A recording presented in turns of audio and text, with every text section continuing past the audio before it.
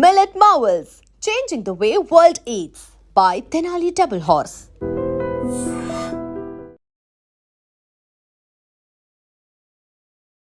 ప్రస్తుతం సహస్ర వాళ్ళ ఇంటి దగ్గరనే మనం ఉన్నాం అండ్ మెట్లు ఎక్కుతున్నాం.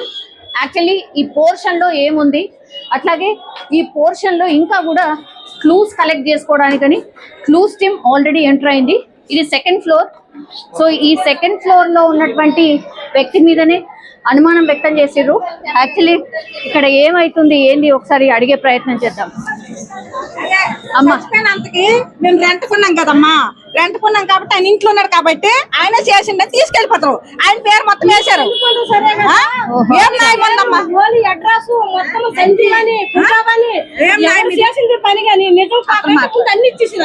మీరేమైతారు? మేము మరిది అవుతారు, నాకు మరిది అవుతారు మరిది. కాకపోతే ఇంటిలో దానికి బిల్డింగ్ అంతా కిరాయి కట్టుకున్న తర్వాత 6,000 10,000 ఎంతో ఇచ్చుకున్నాక మాకు సొంత ఇల్లకే కదా. మేము రెంట కట్టకపోతే మాకు బెంగ. రెంట కట్టినాక అసలు కనీసము మనిషికి అది నిజమేంతో అబద్ధమేంతో ఆయనకి 2 పిల్లలు ఉండే. అది ఎంతవరకు కరెక్ట్ అండి? సంజీవరావు ఫ్యామిలీ కదా. ఎప్పటి నుంచి ఆయనను పిఎస్ కి తీసుకెళ్లారు? ఇంకా రాలేదు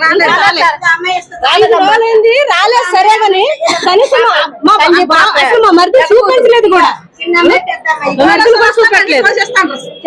సో సారీ బట్ మాట్లాడాల్సి వస్తుంది అండ్ నువ్వు చెప్పాల్సి వస్తుంది. ఈ ఇన్సిడెంట్ గురించి మీ నాన్నని తీసుకెళ్లిపోయారు కదా, ఏమనిపించింది నిజంగా? అసలు ఏంటి, ఏం జరుగుతుంది అర్థమైందా నీకు? ఏం అర్థం కాదు. ప్రూఫ్స్ లేకుండా అంతా మొత్తం మీడియా మొత్తం లీక్ చేసేసింది. అసలు ఇలా అలా చేశాడు అనేసి మొత్తం లీక్. టీవీ9 మెయిన్ గా టీవీ9 చేసాడు. మొత్తం అంతా పరువు తీసేసింది. ఆ పరువు అంతా మాకు మళ్ళీ కావాలి.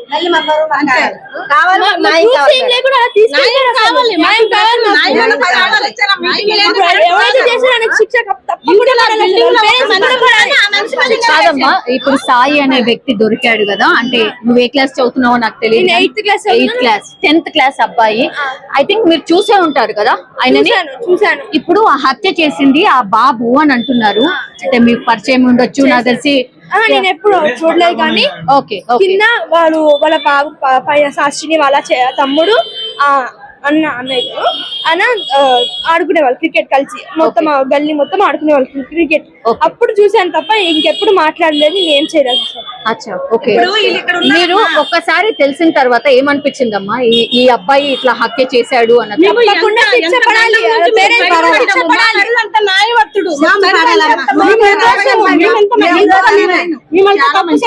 కాదు, 15 సంవత్సరాలు అయిందండి మేము వచ్చి. మా పిల్లలు ఇక్కడే పుట్టారు, మా పిల్లలు ఇక్కడే పెరిగారు. లైట్స్ ఏరా ప్లీజ్. సంజీవరావు తను ఏం చేస్తాడండి? ఆయన వాళ్ళే ఇప్పుడు డ్యూటీ ఇప్పుడు లేదండి. ఫస్ట్ లో మెడికల్ లో చేసేవాళ్ళు మా మరిది. ఇప్పుడు మా మరిదికి ఇప్పుడు 3 నెలలు 4 నెలలు అయ్యింది. డ్యూటీ కొంచెం లేదు, లేని వల్ల ఇంట్లో ఉంటున్నాడు.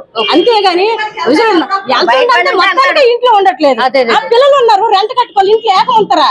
ఏదో ఒక పని చేసుకుంటారు. డ్యూటీ పోతే ఉండిపోరు కదా. ఏదో ఆ రోజు ఏం జరిగింది, ఏం చెప్పి తీసుకెళ్లారు? ఆ రోజు ఏం చేశారంటే బిల్డింగ్ మొత్తానికి సెక్స్ చేస్తే ఆయన ఒక్కడే ఉన్నాడు. సంజీవరావు ఒక్కడే ఉన్నాడు. సంజీవరావు ఒక్కడ ఉండడం ఏంది కారణము? అసలు చిన్న పిల్లలు ఉందనేసి వీడు అన్ని పైన సెకండ్ ఫ్లోర్ ఉంటాడు కదా, అన్ని గమనించాడేమో, వీడు చేసాడేమో, అట్లా అన్ని డౌట్లు వేసుకోవడం ఎట్లండి? ఏ పోపులు లేకుండా అట్లా చేసుకుని ఎట్లా తీసుకోవాలి? డౌట్ల మీద తీసుకోవాలి. ఇల్లంతా సర్దేసి రాత్రి కూడా వచ్చారా? బట్టలు, బ్యాగులు, డబ్బాలు, కారము, అన్నం చెప్పండి అమ్మా.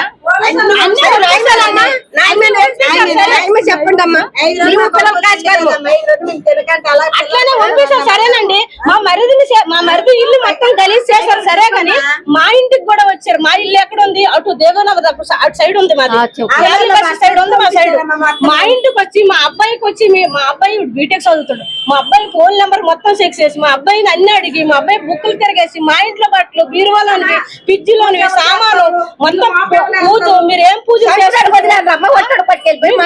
పూజల ఏదో శుద్ర పూజలో ఏదో సంథింగ్ చేశారు అనేది కదా. ఇప్పుడు సంజీవ్ గారి వైఫ్ ఎవరండి?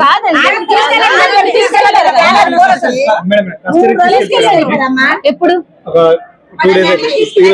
తను కూడా లేదా? మీరేంటండి సంజీవ్?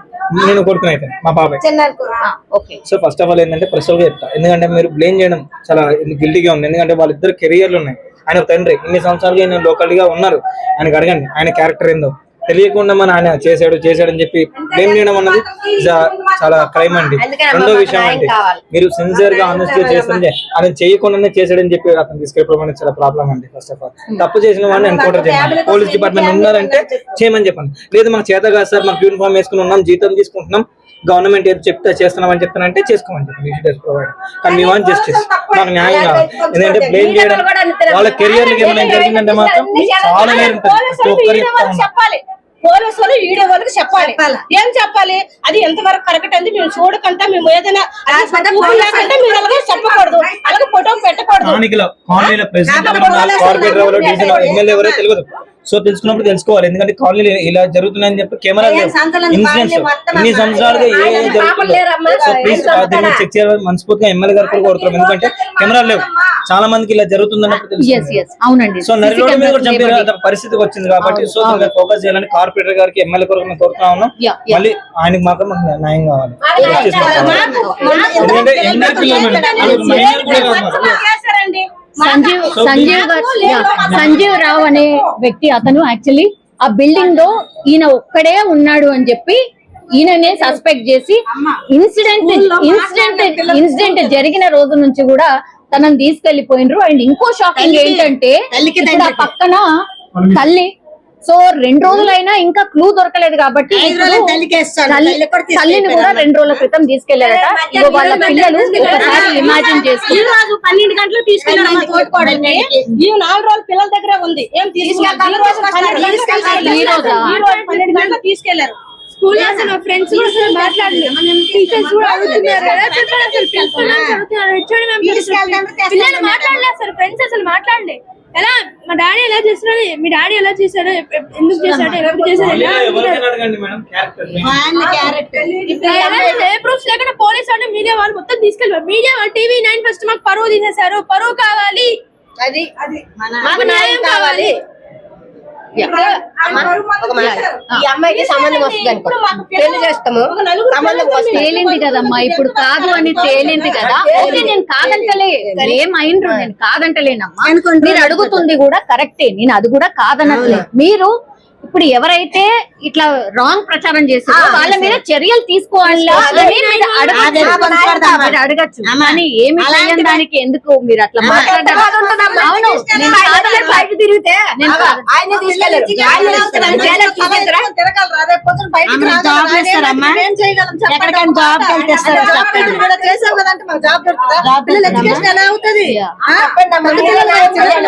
వాళ్ళ వైఫ్ కూడా చేస్తుంది. ఎలా చేస్తారు? మీ టీఆర్పీ రేట్ల కోసం మీరు ఇంక్రిమెంట్ చేయకూడదు. ఉన్నారు చెప్పండి. సో ఇది సిచ్యువేషన్. ఒక్కసారి ఇది సంజీవ్ రావు ఎక్కడైతే సోషల్ మీడియాలో ఆర్ అందరు ప్రచారం చేసిర్రో వాళ్ళ ఇల్లు ఇదే. ఒక్కసారి చూడండి, ఈ హౌస్ లో ఇన్సిడెంట్ జరిగింది అన్న తర్వాత ఒక్కసారి చూడండి, కంప్లీట్ గా గల్లీ అంతా కూడా బ్లాక్ అయిపోయింది. ఒక్కసారి చూడండి. సో ఇది సిచ్యువేషన్. ఒక్కసారి పైనకి వెళ్ళే ప్రయత్నం ఒకసారి చేద్దాం. క్లూస్ కి సంబంధించిన టీం మనం చూడొచ్చు. కంప్లీట్లీ క్లూస్ టీమ్ ఇది. ఇక్కడే మొత్తం అంతా సేకరిస్తున్నారు. క్రైమ్ సీన్ ఆఫీసర్ సార్ ఏం ఫైండ్ అవుట్ చేశారు సార్? ఏం ఫైండ్ అవుట్ చేశారు సార్? సో ఒకసారి మీరు చూడొచ్చు కంప్లీట్లీ వీళ్ళు ఇది ఇల్లు ఇప్పుడు ప్రస్తుతం అయితే లాక్ చేసినటువంటి సిచ్యువేషన్ అయితే కనిపిస్తోంది. ఒక్కసారి చూడండి, ఇది ఒకసారి చూడండి.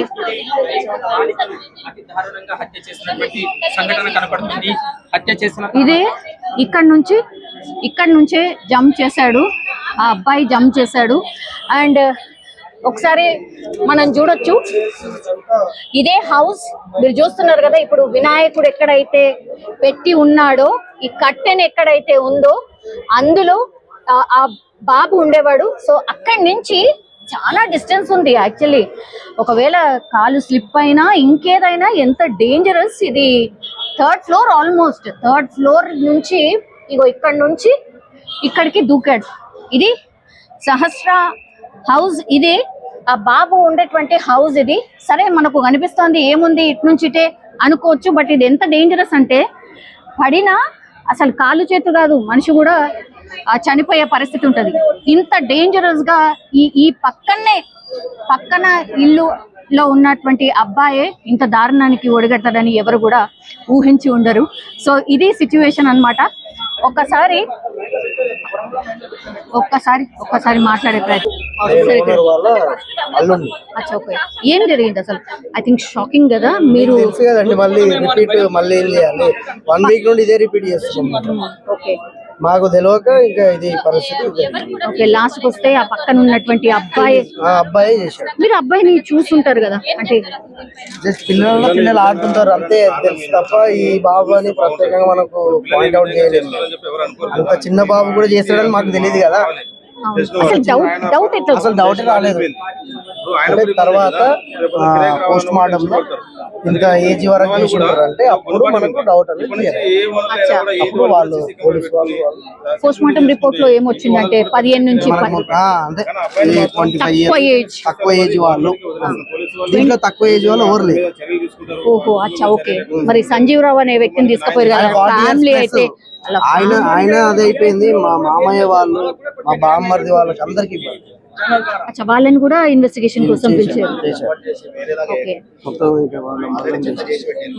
ఓకే, కానీ పాప మాత్రం అన్యాయంగా మంచిగా ఆడుకునేది, మా వాళ్ళతో మంచిగా ఆడుకునేది, మా పిల్లలతో. అదే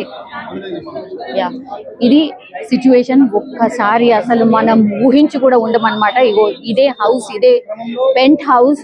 ఒక్కసారి మీరు చూడండి పైన ఉన్నటువంటి పోర్షన్స్, అంటే ఎక్కడైతే ఈ బాబు హత్య చేశాడు అనేటువంటి బిల్డింగ్ ఇది. ఆ బిల్డింగ్ లోని వాళ్ళందరూ కూడా ఎంత ఆశ్చర్యంగా చూస్తున్నారో ఒక్కసారి మీరు అర్థం చేసుకోండి.